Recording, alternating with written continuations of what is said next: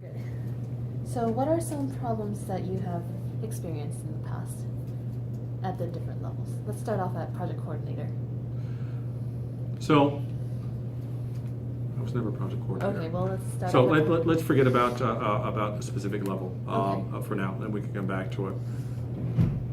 When you're creating a project schedule, you really need to make sure that you're creating something that you could execute against. There tend to be two categories of terrible tragedy with project schedules. The first category is where you create a project schedule at such a high level that you can't effectively monitor what's going on in that. And in every story where I say, don't do this, understand that I've probably done it 150 times. What happens when you create something that too high of a level is you don't catch where things are going wrong soon enough, and you end up slipping your schedule. You end up causing confusion amongst the team, and the schedule just keeps leaking out and out and out. And then you have to explain to your boss or the executives, why did this take you 6 months too long? And in fact, it's because you didn't have the right level in your schedule and you weren't effectively managing the resources against it.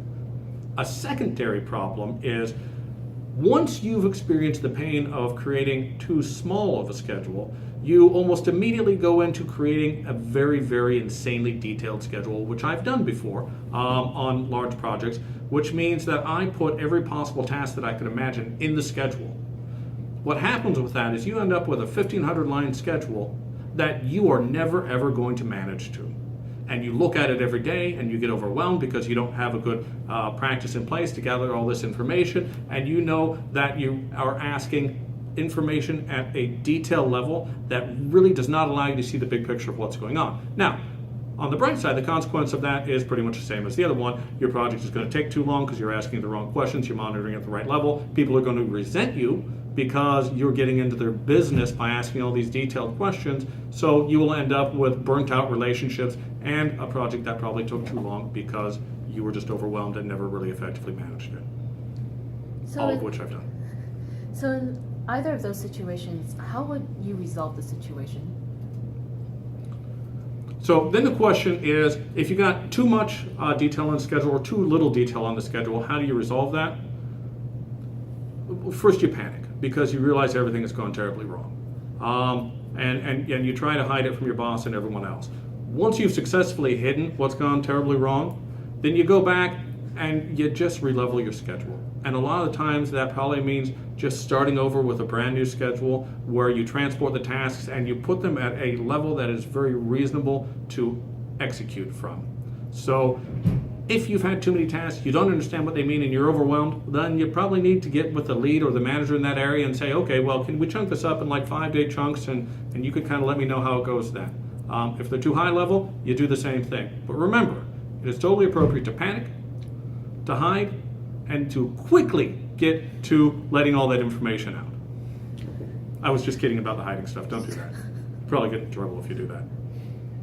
Right. Are there any other stories of problems that you can think of? There are infinite problems. I will tell you one of the biggest concerns, and we could do this all day, by the way, Yeah. and probably will want to reshoot at least part of this. One of the biggest concerns when putting together a project schedule and executing it is thinking that everyone else knows far more than you do. Understand, as a project manager, as a project coordinator, your job is to get all the information over what needs to be executed, the order that it needs to be executed in. You're in charge of the scope, schedule, and budget. Especially as you're new, you're going to assume that everyone else in the room is probably smarter than you and has already considered all the different things that you think you should ask about, but you just feel dumb about asking about them. Please, for the love of God, ask those questions, because not asking those questions causes more pain in projects than just about anything else, because everyone in the room is very smart in their own way, but everyone in the room isn't a project manager, and they don't think of what are the dependencies that are required here, or how do I reflect this so that it meets all the audiences. So especially as a junior project coordinator or project manager, be brave and ask the questions, and don't be afraid to look dumb. Ha! Put that online. That's a good one. Really saying things that are controversial is a good technique, because then people care what you're saying. Yeah. If you just say the usual stuff, it's like they just phase. Yeah, nobody's going to care. Just panic.